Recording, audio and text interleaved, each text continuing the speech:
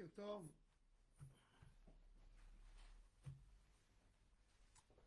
Dans Vaïkra,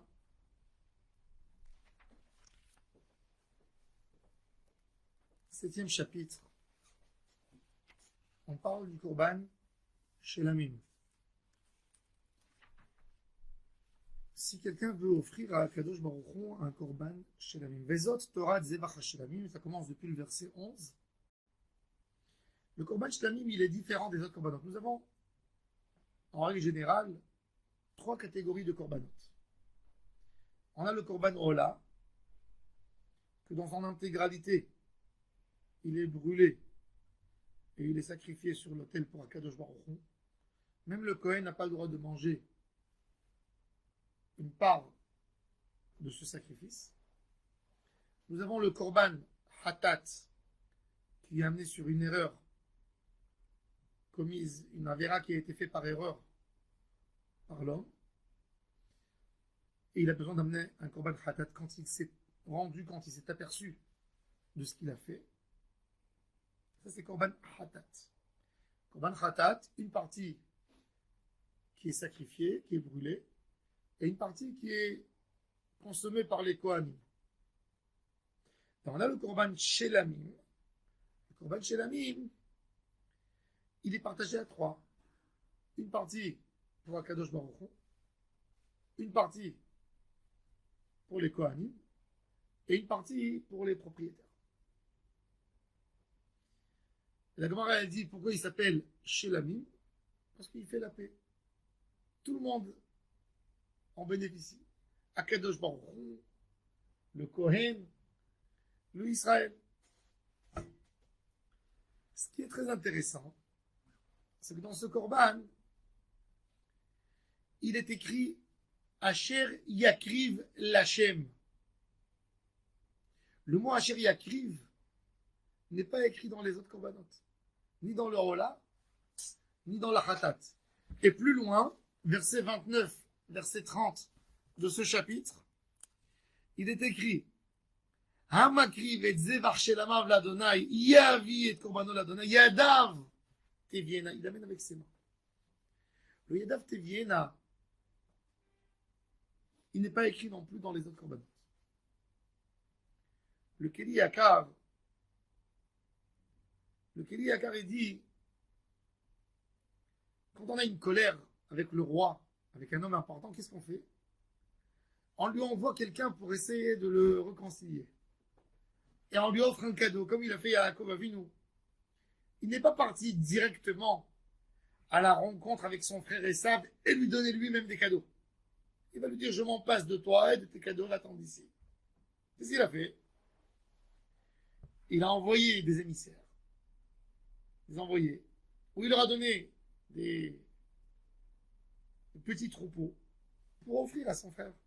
Il a calmé la colère de son frère, et ensuite après il a embrassé, il a enlacé. Ça, c'est un cadeau que je veux indemniser quelque part quelqu'un pour quelque chose. Et j'envoie par quelqu'un. Quand je veux donner à quelqu'un que j'aime un cadeau, ça ne se fait pas de lui envoyer par un UPS, par quelqu'un qui va lui amener. Si tu l'aimes, toi tu donnes le cadeau. Korban Shelamim, il montre l'amitié du Ham Israël avec Akadosh Baruch Hu.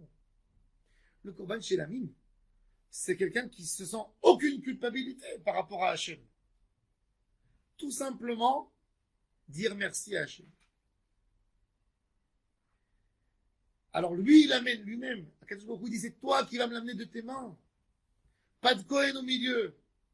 Toi, le Kohen il vient te nettoyer, mais quand tu m'aimes, tu viens me dire merci, je veux moi et toi ensemble, on s'assoit, on mange.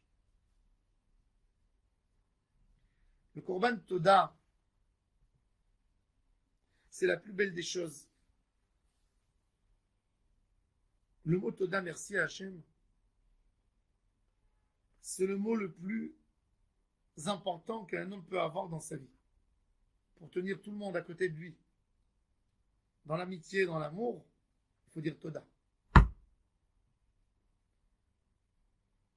Ezra a souffert avec les Knesset Hagedolah quand ils ont instauré la prière du matin,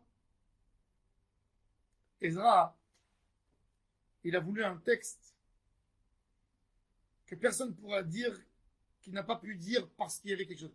J'ai pas eu de kippa sur la tête, je ne pouvais pas mentionner ce texte. J'ai pas fait Nitzilat Yadayim. J'étais habillé, j'étais pas habillé. Qu'est-ce qu'il a fait? La première phrase que le juif dit le matin, elle n'a pas besoin de kippa sur la tête. Habillé, pas habillé. Modé, il n'a pas mis le nom d'Hachem. Modé ani lefanecha melech. Chai vekayam she'achezamta binishmati. Behemla rabba emunatecha. Dès que tu te lèves, tu commences ta journée avec modé ou modan. Merci. Dans tous les passages, quand on passe dans la tfila, vous savez que la prière, dans les sphères de la Kabbalah, elle a des mondes équivalents. On a la partie qui est Atzilut, la partie Beria, la partie Yetzira, la partie Asya. Chaque fois qu'on passe d'un texte à un autre texte, d'un monde à un autre monde, c'est par le mot Toda. Mizmor le Toda, Baruch She'amar. On a modé Ani le début. Mizmor le Toda. Yishtabach Shimcha La'ad Malkenu El HaMelech. C'est un remerciement. Teilot La'el Eden Goalam. Toda Rabba. Et rien qu'après, on commence, et là, on passe d'un monde à un autre monde. Quand quelqu'un te dit merci sur quelque chose que tu lui as offert, ça te donne le goût, ça te donne l'envie de continuer à lui donner. Mais quand quelqu'un n'apprécie pas le cadeau que tu lui as donné, c'est pas dire merci. Des fois même il critique. Je ne veux plus lui donner. Je vais lui donner, je prends sur ma tête. Vaut mieux pas lui donner. Pas de cadeau. Quand quelqu'un il dit Toda à Hachem, il a même le Shefa sur lui. Combien de fois on dit vraiment Toda? On se rappelle d'Akadosh Baruch Hu quand on a des problèmes. Je parle de moi, je ne parle pas de vous, vous êtes des tzadikim. Quand on se rappelle, quand on a besoin, et Hachem il te dit, je veux un autre sens de remerciement. Je veux que tu comprennes les chassadim que je fais avec toi. Quand quelqu'un il a compris, toute sa avodat Hachem est différente. Le Chovot Alevavot,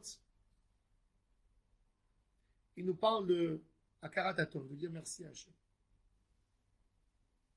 Il dit, les besoins matériels de l'homme, elles sont tellement fortes et elles exigent tellement à un point qu'il oublie qu'on lui a donné. Tout homme a besoin d'un toit. Tout homme a besoin de manger. Tout homme a besoin de boire. Comme il a des besoins tellement forts où il sent le besoin à chaque moment, il oublie en fin de compte qu'il y a quelqu'un qui lui donne. Donc il se sent dans l'obligation d'obtenir et il est éloigné d'Akadosh Baruch Hu. Quand tu reçois quelque chose il n'est pas dans ton usage de tous les jours, ça tu te rappelles. Mais celui qui t'a donné tout le temps, tu oublies. Un homme, il peut remercier un ami pour un petit service qu'il lui a fait, mais ses parents qui lui donnent tous les jours, matin, midi, soir, il ne se rappelle pas pourquoi, parce que c'est un quotidien. Le quotidien, c'est le plus grand ennemi du merci. Le plus grand ennemi du merci, c'est le quotidien. Quand ça se répète, quand ça revient, est-ce que tu dis merci à Hachem sur le soleil que tu vois tous les jours dehors? Tu sors, il fait beau, il y a le soleil, c'est éclairé. Non, ça vient tous les jours. Le grand rôle de la Avodat Hachem, c'est de trouver un merci.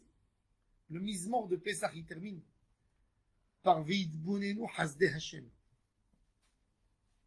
Ça demande beaucoup de volonté à voir le bien d'Hachem. S'asseoir, s'arrêter et faire du Cheshbon HaNefesh avec soi. Et de dire, voilà, je me suis levé ce matin. Merci Hachem, que c'était facile. C'est pas quelque chose de normal que je mange, que je bois, que je vois, que je vis. Moi, j'avais des lunettes depuis 4 ans, à l'âge de 4 ans. Je portais des lunettes. Quand on a des lunettes, et on est myope, et ça monte, à un moment, on ne voit plus clair. Avec toutes les lunettes que tu mets, des lunettes en plastique, avec un numéro, une grande correction, tu ne peux pas voir de loin, parce que jamais toujours les médecins, ils veulent pas que ton numéro il monte encore plus, donc ils baissent un peu. Donc j'ai jamais vu clair. Quand ça commençait à vraiment devenir problématique, il y a un ami qui m'a proposé, fais une opération laser. Peut-être, regarde, j'ai vu que je pouvais faire. Je suis parti voir le médecin, il m'a dit oui, tu peux faire. J'ai dit quoi? J'aurais pas de lunettes? Oui. J'avais -11 dans ma correction. Je vais plus avoir de lunettes? Oui. Bon, je vais. On fait l'opération, je me rappelle encore de l'odeur, de la chair qui brûle les yeux. Et tout de suite après, on m'a mis des gouttes dans les yeux. Donc je ne souffrais pas encore de l'opération pour le temps de se rétablir. Et quand je voyais que je n'avais pas de lunettes, je regardais les choses, j'arrivais à voir des traits tellement fins. Je n'arrivais plus à croire. J'ouvrais la fenêtre comme si je voyais devant un plasma devant moi. Je voyais la nature dans toute sa merveille. Je voyais les feuilles sur les arbres avec des petits traits comme ça, avec toute beauté. Je voyais les fleurs. Je voyais le ciel, comment il était magnifique. Je pleurais d'émotion. J'ai jamais vu une si belle photo de ma vie.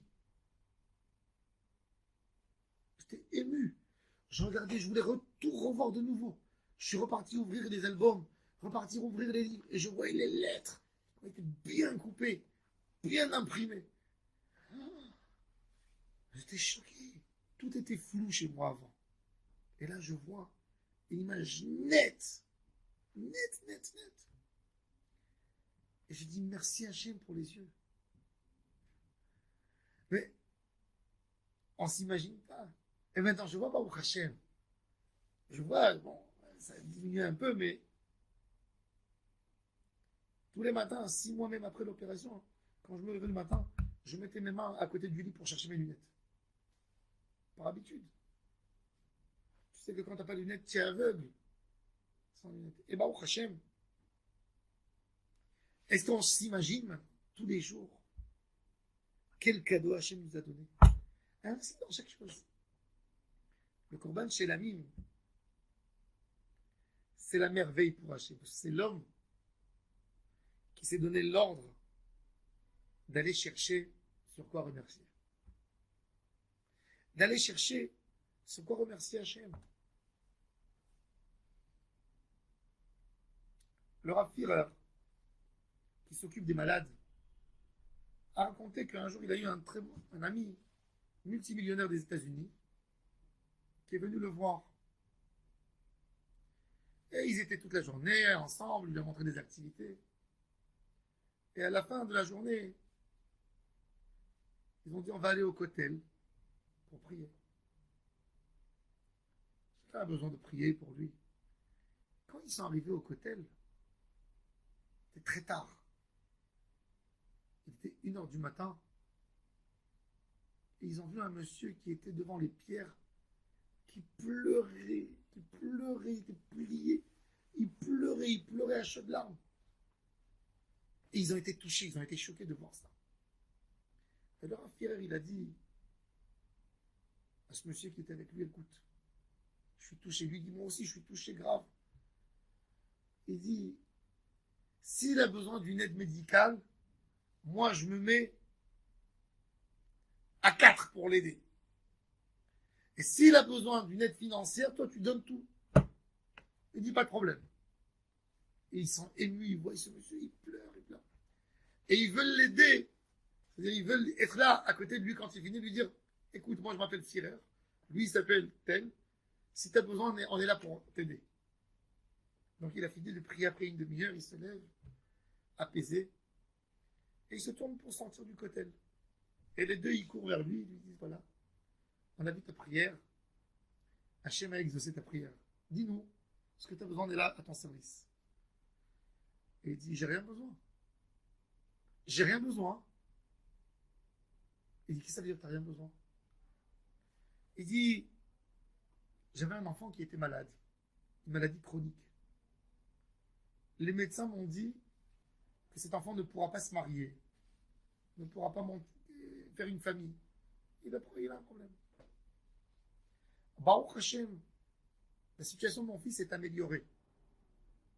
Aujourd'hui, ce soir, on a eu les résultats que Baruch Hashem, la maladie n'y est plus. Et je suis venu dire merci à Hashem. Je suis pas là que pour demander, je suis là aussi pour dire merci. Je suis venu tout de suite, dès que j'ai eu la réponse, je me suis versé, j'ai pleuré de remerciements et de joie à Hashem. Et ça, on a besoin.